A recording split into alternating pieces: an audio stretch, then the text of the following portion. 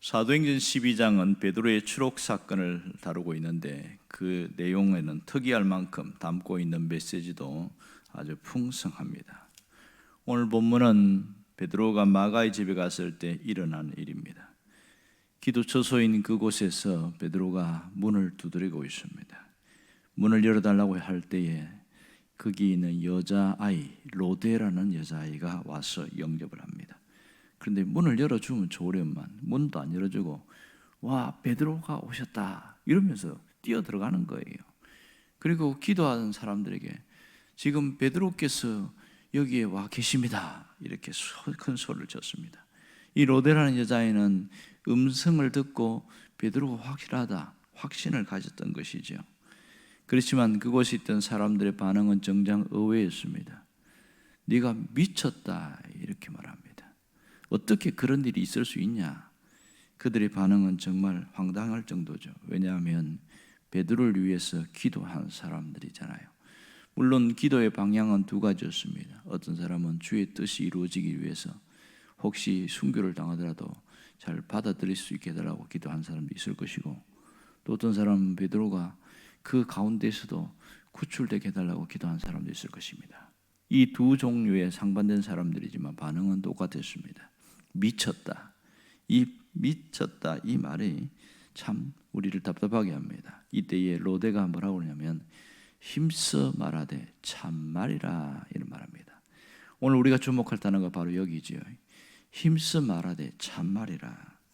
자, 여기서 힘써 말하되 이 헬라어가 디이스키리제토 이런 뜻입니다. 힘써 말하되 자기가 확신을 가지고 주장하는 것을 디이스키리제토라고 그렇게 말합니다. 그러니까 이 단어는 한 번만 말한 게 아니고 계속해서 반복해서 말했다 이런 뜻이 되거든요. 참말이다. 자신의 주장을 굽히지 않은 그런 모습이지요. 여기서 디이스키리제토라는 말은 성경에 두 번 나오는데요. 한 번은 오늘 여기서 사도행전 12장이고 또 한 번은 누가복음 22장입니다. 이 말은 베드로가 예수님이 체포당하는 그 장면에 따라가잖아요. 멀찍이 거리를 두고 따라가는데 거기에 대제사장의 집에서 일하고 있는 여자아이, 여종이 보고서 당신은 이 예수님과 함께 있던 사람입니다. 이렇게 말하는 거예요. 그때 누가복음 22장에 보면 59절에 이렇게 말합니다. 1시간쯤 있다가 또 한 사람이 장담하여 이르되 이는 갈릴리 사람이니 참으로 그와 함께 있었느니라.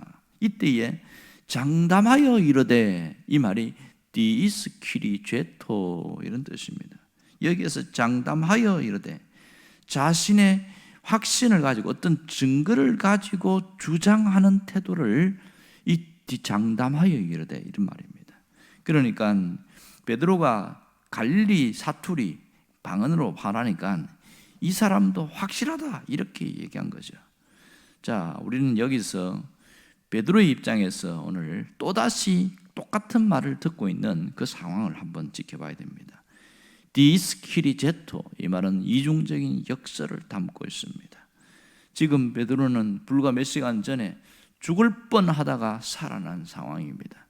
아무리 봐도 상식적으로는 살아날 수 없는 상황이죠.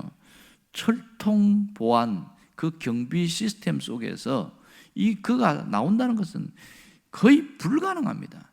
주님의 천사가 직접 그를 끄집어냈기 때문에 나올 수 있는 것이지 인간의 힘으로는 불가능한 것도 우리가 잘 알고 있어요. 그런데 그가 와서 마가의 집에서 대문에서 기다리고 문을 두드리고 있잖아요. 그런데 로데라는 아이는 베드로가 오셨다 확신을 가지고 이야기하는데 이 여기에 있는 사람들은 네가 미쳤다 이렇게 말하잖아요. 그때 로데가 뭐라고 그럽니까? 힘써 말하되 참말이라 이렇게 이야기합니다. 힘써 말하되 디스키리제토 내가 확신을 가지고 이야기하는 거예요. 자, 오늘 이 답답한 상황을 가만히 보세요. 베드로가 밖에 있고 문은 열리지 않은 채 계속 밖에서 듣고 서로 이야기하는 이 소리를 듣고 있는 그 상황을 가만히 보십시오. 이것은 신앙적 의미로 가만히 해석하면요, 문 안에 있는 교회 성도들의 불신앙 때문에 문이 열리지 않았다는 것을 의미하기도 합니다. 이 교회라는 이름으로 얼마든지 불순종할 수 있는 수많은 사역의 현장이 있다는 것을 여기서 잘 보여주고 있습니다. 여러분, 예수님은 불순종의 현장에 오셨어요. 세상 사람들이 흑암 속에 있을 때 온갖 죄와 불순종을 살아가는 그곳에 스스로 빛으로 이 땅에 오셨습니다. 그래서 요한복음 1장에는 예수님을 빛이다, 그리고 생명이다, 이렇게 말하는 것은 그것 때문입니다. 오늘 이 로데라는 여자아이가 하는 말과 그리고 베드로가 과거에 여자아이로부터 들었던 말들은 서로 오버랩되고 있습니다. 여기 우리가 시사하는 바가 굉장히 중요하다는 거예요. 장담하여 이르되 그가 함께 있었느니라. 그런데 오늘 여기에 똑같은 말 하잖아요. 여기에서 힘써 말하되 참말이라. 지금 하나님의 종으로 쓰이고 있는 이 베드로에게 지금 과거의 사건을 다시 떠올리게 하는 겁니다. 이것은 하나님이 하신 역사라고 봅니다. 바로 이것이 너의 과거다, 그것을 떠오르게 하는 것이죠. 그때 정말 생각하기 싫었던 그 처절한 모습 아니겠어요? 주님이 네가 닭 울기 전에 나를 3번 부인하리라. 절대로 그런 일은 없을 겁니다. 그렇게 장담했던 그가 현장에서 맥없이 꼬꾸러지는 것을 다시 소환하고 있잖아요. 저 대문 안에서 벌어지는 그 모습을 통해서 자신의 그 아픈 모습이 소환되고 있는 것이죠. 오늘 하나님은 의도적으로 그 베드로가 이러한 현장에 있게 하셨다고 생각되었습니다. 과거에 그 현장에 있던 그 사건, 그것이 교회 공동체 안에서 똑같은 불신이 의해서 베드로가 살아왔지만은 그것을 믿지 못하는 그런 모습이 그대로 나타나고 있다는 것을 바로 보여주고 있어요.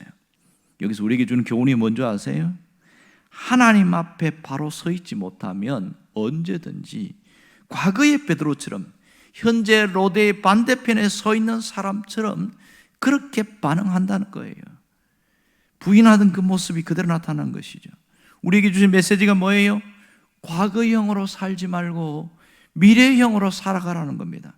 과거의 내 모습으로 살아가지 말고 미래의 내 모습으로 살아가는 거예요. 미래의 내 모습이 뭡니까? 미래의 내 모습은 하나님의 사람으로 서 있는 모습이에요. 과거의 내 모습은 죄악 가운데 있었던 나의 모습입니다.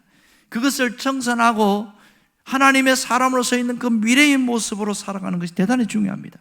과거형의 사람은 불순종이었고 미래의 사람은 순종의 사람이었습니다. 이것이 우리의 모습이 되어야 합니다. 하나님은 우리가 불순종하는 신앙인이 아니라 순종하는 신앙인이 되기를 원하고 계십니다.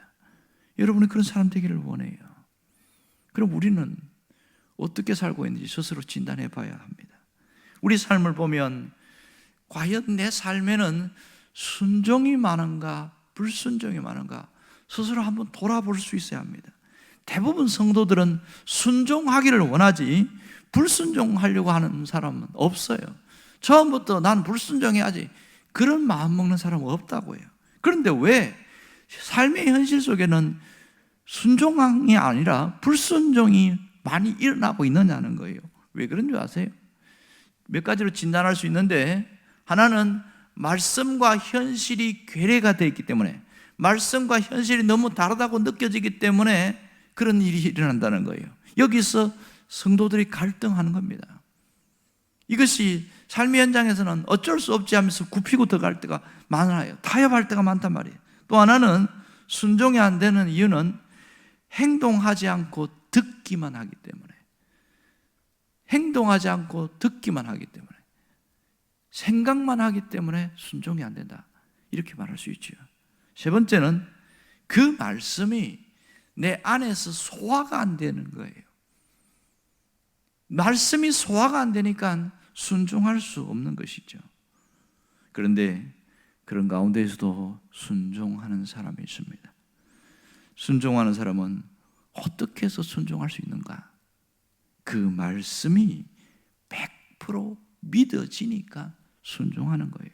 또 하나는 하나님의 말씀을 신뢰하기 때문에 순종할 수 있는 겁니다. 여러분은 순종의 사람이 되기를 원합니다. 상황과 현실에 타협하는 불순종보다 순종이 훨씬 많아지는 사람으로 살아가기를 원합니다. 여러분, 우리가 분명히 알아야 될 것은 순종과 불순종은 역사를 갈라놓았다는 사실입니다. 한 사람의 불순종으로 저주가 들어왔고 한 사람의 순종으로 축복이 들어왔습니다. 첫 번째 아담은 불순종의 대명사였습니다. 두 번째 아담인 예수님은 순종의 대표자였습니다. 첫 번째 여인 하와는 불순종의 여인이었습니다. 그러나 마리아는 순종의 여인이었습니다. 마리아의 순종으로 구원이 임했습니다. 예수님이 올 수 있었던 것은 마리아의 순종이 있었기 때문입니다.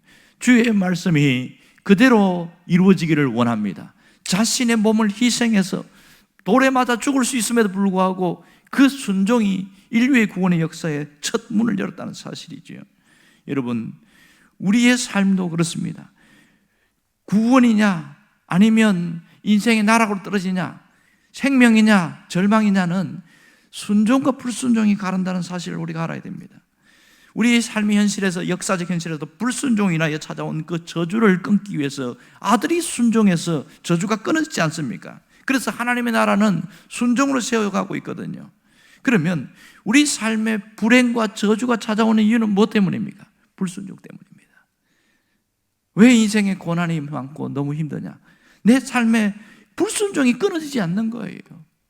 어쩔 수 없지, 할 수 없지, 타협하고 그래서 자꾸만 삶이 피폐해지고 어려워지는 거예요. 그 영혼이 망가지는 이유는 거기에 있습니다. 우리가 오늘 결심할 것은 내 안에 있는 불순종을 끊어내는 작업을 해야 됩니다. 불순종을 끊어내고 순종의 길로 가야 해요. 순종이 능력입니다. 순종이 삶을 바꾸는 능력입니다. 순종은 인생을 바꾸는 능력이에요. 이것이 믿음의 비밀입니다. 여러분, 우리는 언제나 순종과 불순종의 자리에서 선택하게 되었습니다. 하나님은 우리에게 선택의 자유라는 것을 선물로 주었어요.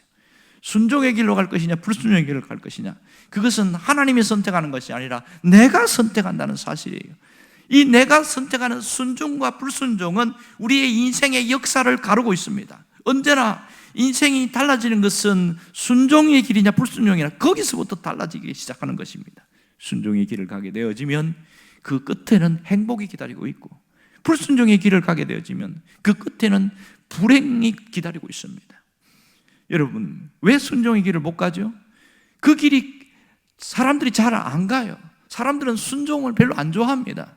해야 되는 걸 알지만 안 좋아해요. 그래서 그 길은 좁아요. 하지만 불순종은 모든 사람들이 가는 길입니다. 그리고 그 길은 편합니다.